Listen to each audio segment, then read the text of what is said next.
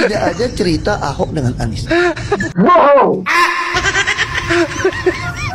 Ketika saya kalah, saya langsung kasih Anies ucapan segala macam. Tapi yang tidak bisa saya terima, ketika Anda menang, Anda pidato memecah belah bangsa. Bahwa Jakarta udah kembali ke pangkuan pribumi yang dijajah selama ini. Di mana-mana. Itu sangat memecah belah bangsa. Anda yang ulang-ulang, udahlah. Kalau Anda mengulang-ulang ya itu yang jadi. Saya ini asli Indonesia, saya undang-undang loh. Apa karena saya namanya Ahok? Saya tidak tahu. Itu yang tidak betul. Seorang Anies Kaget.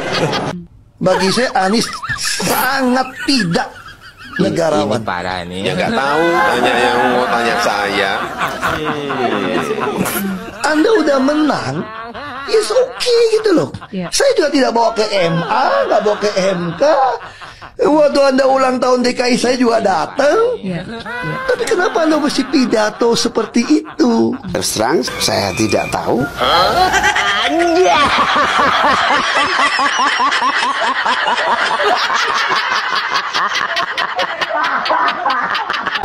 Mulai. Ngomong-ngomong, sebelum Bapak jadi centeng, kerja di mana sih? Waduh, riwayat Bapak mah macem-macem. Pernah jadi dukun, gelandangan, tukang parkir, ngejala ikan. Pernah jadi biduan seperti Oma Irama. Banyak juga pengalaman Bapak ini ya. Wah, kalau diceritain nggak bisa berbagi. Ya teman-teman, melihat video pertama tadi ya, mendengar ucapan yang disampaikan oleh seorang Ahok tentang seorang atau sosok Anies Baswedan, nampaknya atau rasa-rasanya sangat aneh ya. Kalau kita melihat bagaimana hubungan kedua orang ini di saat sekarang. Ya, dulu antara Ahok dan Anies itu bagaikan air dengan minyak ya, tidak pernah menyatu. Bahkan mereka ini bermusuhan ya sejak pilkada di DKI Jakarta. Namun saat ini karena mereka merasa bahwa sama-sama disakiti ya, sama-sama bagaimana ya, akhirnya walaupun pernah atau Anies ini pernah menyakiti hatinya Ahok, tapi saat ini karena mereka sudah berada di rel yang sama, karena mereka sudah berada di frekuensi yang sama, mau tidak mau, suka tidak suka, ya, sekalipun pernah disakiti, Ahok harus menerima bahwa Anies sekarang berada bersama mereka. Ya, ini yang dinamakan bahwa politik itu semuanya munafik. Ya, politik itu semuanya munafik ya. Ini kita dipertontonkan ya hal-hal yang lucu ya. Bagaimana seorang Ahok dalam wawancara tadi ya, yang dikemas dalam sebuah parodi, dia begitu kesal ya. Kalau menang ya menang, tidak perlu harus bilang bahwa kita atau ini kemenangan dari pribumi. Seolah-olah saat itu Anies mengatakan bahwa kita mengalahkan Ahok yang adalah seorang Cina. Tanpa dia sadari ya, tanpa Anies sadari bahwa dia sendiri juga bukan asli pribumi. Dia dari Yaman kok. Benar nggak sih? Coba tulis di kolom komentar. Assalamualaikum warahmatullahi wabarakatuh. Selamat sore teman-teman. Kali ini saya ingin berbagi cerita dengan teman-teman. Mudah-mudahan ini bisa menjadi ilmu yang bermanfaat sehingga teman-teman yang belum memahami situasi dan kondisi perpolitikan di Indonesia sejak Pak Jokowi menjadi presiden, kenapa sering dibuat gaduh oleh orang-orang ini ya. Kenapa seperti ini kondisi perpolitikan di negara kita, padahal pemerintahan Bapak Jokowi itu baik-baik saja ya. Tidak ada yang perlu dikhawatirkan gitu. Sama di era Bapak Prabowo ini baik-baik saja, tidak ada yang perlu dikhawatirkan karena presiden terpilih, wakil presiden terpilih, menteri-menteri terpilih, mereka bekerja. Ada transparansi yang sudah dibangun sejak era Bapak Jokowi. Ya. Sejak era Pak Jokowi itu, menteri-menteri itu harus transparan ketika mengelola APBN yang menjadi tanggung jawab mereka. Teman-teman, kalau mau melihat apa kinerja Menteri Pertanian, silahkan cek di website Kementerian Pertanian. Begitu pula di Kementerian Keuangan, cek di websitenya. Semua transparan, tidak ada yang ditutup-tutupi. Ya. Jadi kalau ada orang yang berusaha membuat kegaduhan di dunia medsos dengan isu ini itu, hoax ini itu, teman-teman sudah harus bisa mengambil kesimpulan bahwa itu adalah orang-orang yang kurang kerjaan. Orang-orang yang memang selama ini tidak dianggap oleh pemerintah. Sehingga mereka nyari-nyari perhatian, gitu, nyari-nyari perhatian rakyat. Tetapi kita harus tetap membahas orang-orang seperti itu. Karena apa? Supaya kita paham dan kita menjadi tahu bahwa apa yang mereka isukan, yang mereka boomingkan di dunia medsos adalah hal yang tidak baik, semata hanya ingin mengganggu kestabilan pemerintah. Nah teman-teman, sejak pemerintahan Bapak Jokowi, pihak yang berseberangan dengan Bapak Jokowi punya strategi bagaimana menjatuhkan Pak Jokowi. Ya, saya analisa strategi mereka sampai mereka berani melakukan hal-hal yang cukup membuat negara gaduh, ya. Seperti adanya demo 212, aksi ini aksi itu, kemudian ada isu ini merebak, kemudian sampai ada caci maki keluar, kemudian ada ustadz-ustadz ikut mencaci maki. Ini strategi yang mereka mainkan, ya. Jadi cara kerjanya begini, pembenci itu. Mereka ketika ingin menjatuhkan lawan politik, mereka akan memetakan kekuatan pemerintah. Kekuatannya apa sih pemerintah? Ada TNI, ada Polri, ya. Kemudian ada ulama-ulama NU. Dan mereka juga meyakini bahwa wah kayaknya nih pendeta-pendeta juga support pemerintah nih. Pemuka-pemuka agama itu membela pemerintah. Nah, pemuka agama yang mana nih yang membela? Ya agama ini A, B, C, D, termasuk agama Islam dari kalangan NU. Kemudian mereka juga memetakan kalau dari rakyat siapa nih yang mendukung pemerintah? Yang mendukung pemerintah saat Pak Jokowi menjabat adalah orang-orang PDIP. Rata-rata orang-orang PDIP dan relawan-relawan yang mendukung PDIP. Mereka menganggapnya begitu. Ada juga yang rakyat biasa, rakyat awam. Rakyat awam ini orang yang tidak berpengetahuan. Begitu ya dianggapnya ya, orang-orang yang pendidikannya rendah. Termasuk mereka masukkan Naga 9. Naga 9 ini dianggap sebagai orang yang mendukung pemerintah. Karena Naga 9 selalu mengikuti arahan pemerintah untuk turut membangun negeri. Dengan menciptakan banyak lapangan pekerjaan. Setelah mereka memetakan ini semua, maka artinya mereka sudah punya bahan untuk mengeluarkan isu. Saya kasih contoh. Di era Pak Jokowi. Karena Pak Jokowi didukung oleh PDIP, maka yang muncul isunya adalah Pak Jokowi PKI. Karena semua mafhum. Orang-orang yang hidup di zaman Pak Harto menganggap bahwa PDI itu PKI. Meskipun namanya berubah menjadi PDIP, tetap saja label PKI itu masih melekat di tubuh PDIP. Lumayan manjur. Ketika Pak Jokowi difitnah PKI, bapaknya PKI, Pak Jokowi PKI, ibunya Gerwani, ya itu cukup manjur. Ya. Banyak yang percaya. Dia ngaku-ngaku Islam, padahal dia orang Kristen. Dia ini karena dia orang Kristen, dia PKI, pasti dia membela Israel. Itu tuduhannya. Ya, tuduhannya seperti itu. Kemudian Pak Jokowi didukung oleh NU. Mereka bilang NU itu sesat karena ajarannya ajaran bid'ah. Orang yang menjalani bid'ah berarti dia orang yang sesat, masuk neraka. Kemudian siapa lagi? Orang Cina. Lalu muncul Pak Jokowi ini mendukung Cina. Pak Jokowi ini mendatangkan orang-orang Cina dari luar negeri untuk menjajah Indonesia. Itu yang mereka gaung-gaungkan. Sampai detik ini pun begitu. Ya, sampai detik ini pun begitu. Isu yang dikembangkan adalah Pak Jokowi memberikan peluang kepada Naga 9. Naga 9 ingin menjajah Indonesia, mendirikan negara baru di dalam Indonesia. Contohnya di PIK 2. Ya, itu. Mereka gaungkan seperti itu. Nah dulu, keterkaitan Pak Jokowi dengan Cina ini, yang dijadikan sasaran adalah Ahok. Dianggapnya Pak Ahok itu bagian dari Naga 9. Kemudian merebak itu isu-isu, Indonesia dikuasai Cina. Ada orang Cina menjajah Jakarta. Sampai-sampai Anies Baswedan ketika memenangkan kontestasi Pilgub DKI di 2017, Anies Baswedan mengatakan apa? Kita telah berhasil merebut Jakarta dari tangan non-pribumi. Isu itu memang sengaja.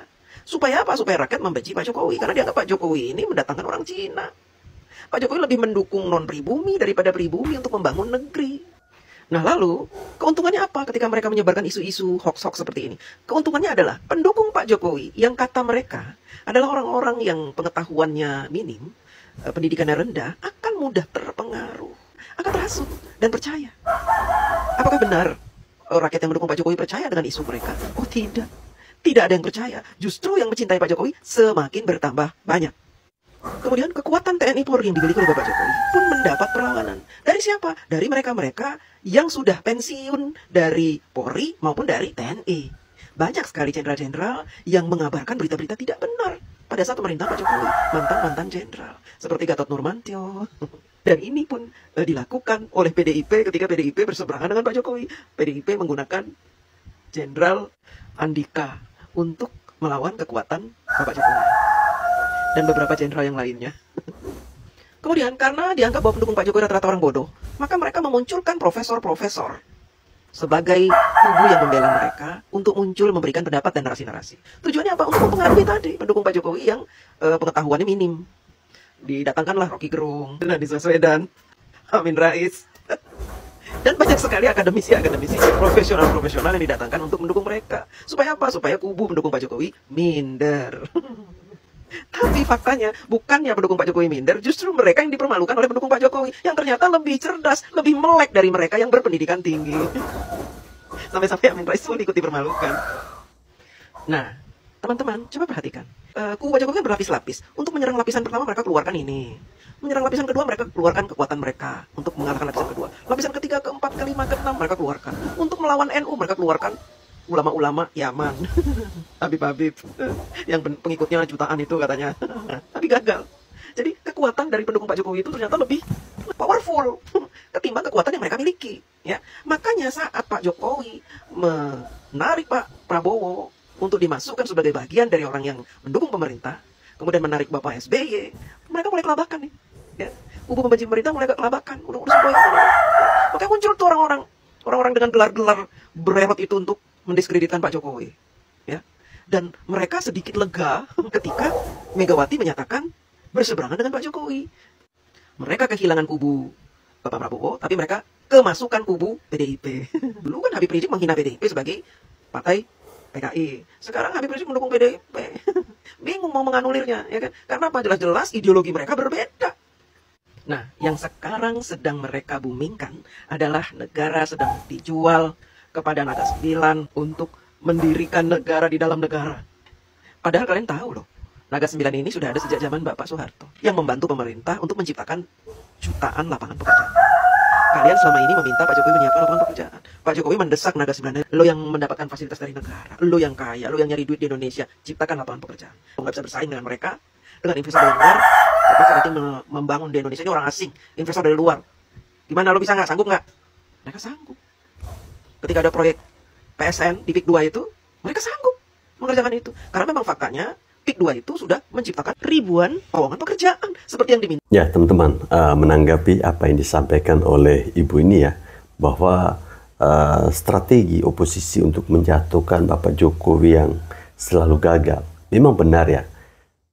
Kalau kita melihat bagaimana sikap yang diambil oleh PD Perjuangan saat ini, di mana mereka kembali menjadi oposisi, tentu merupakan sebuah hal yang aneh bagi saya ketika posisi PDI Perjuangan menjadi oposisi dan orang yang mereka kritik itu adalah Bapak Jokowi. Ya, orang yang selalu menjadi kritikannya mereka itu adalah Bapak Jokowi. Sementara Bapak Jokowi sendiri tidak lagi menjadi bagian dari pemerintahan. Dalam hal ini, beliau bukan lagi menjadi Presiden Republik Indonesia. Dan lebih anehnya lagi, ketika elit-elit dari PD Perjuangan mengkritisi terkait dengan kerja-kerja yang dilakukan oleh Bapak Jokowi selama beliau memimpin, ini bagaimana ya? Kalau misalnya orang lain, ya saya mungkin masih bisa terima. Tapi ini PD Perjuangan. Kita kan tahu, 2 periode itu Pak Jokowi bersama dengan PD Perjuangan. Ya, kalau mereka mengkritisi Bapak Jokowi, itu secara tidak langsung mereka mengkritisi diri mereka sendiri. Ya. Karena mereka pernah berada di jalur yang sama. Masuk akal gak sih? Hah? Ya kalau misalnya saya yang mengkritisi Bapak Jokowi ya bisa masuk akal. Karena saya tidak pernah bersama dengan Bapak Jokowi dalam pemerintahan. Lah ini PDI Perjuangan. Mereka yang mengusung Bapak Jokowi. Sekarang mereka yang mengkritik, mencaci, mencemooh. Tidak tahu niat dan tujuannya mereka ini apa. Mungkin ingin mencari simpatisan. Tapi sayang, masyarakat sudah terlanjur cinta dengan Bapak Jokowi. Gokil lu bang, sebegitu dewanya Jokowi di mata lu. Coba pola pikirnya jauh lebih luas. Jadi ketika membela Pak Jokowi itu dianggap pemikirannya nggak luas.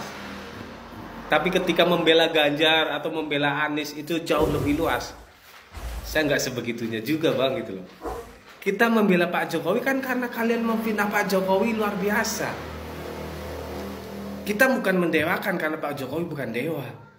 Tapi ketika kalian memfitnah Pak Jokowi, kalian menghina Pak Jokowi, mengatasnamakan kritik, disitulah kami tampil, kami membela Pak Jokowi.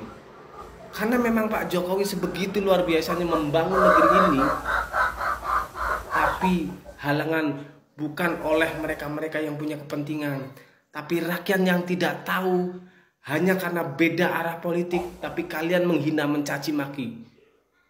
Ada yang salah di pola pikir kita.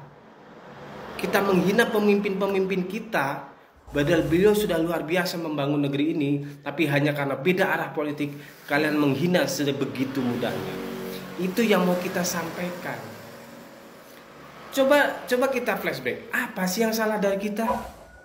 Kita dengan sangat mudah menghina, mencaci maki pemimpin-pemimpin kita. Dengan mengatasnamakan kebebasan berekspresi.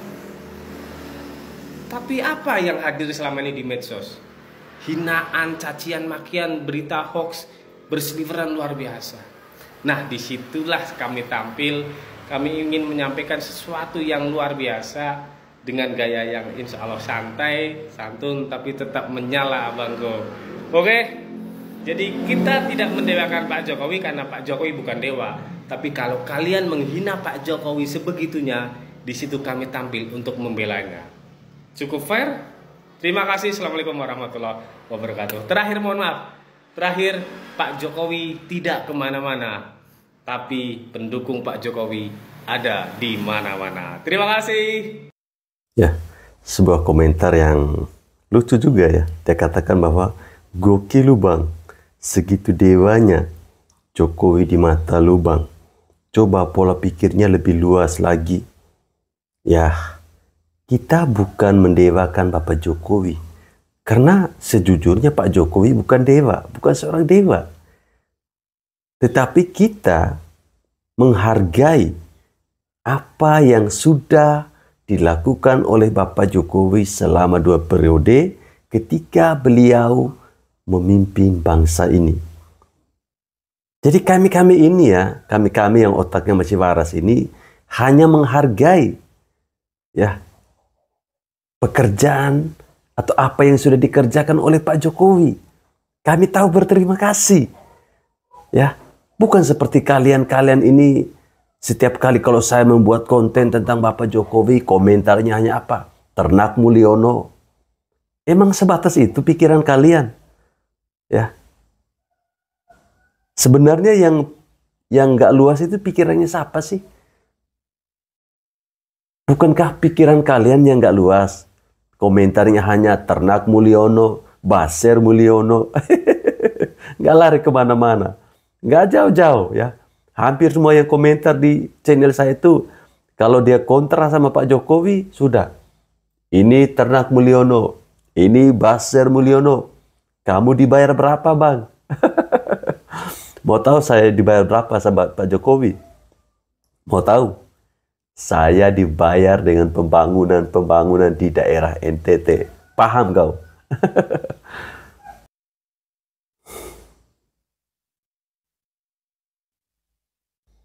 Halo, assalamualaikum, jumpa lagi di Giting.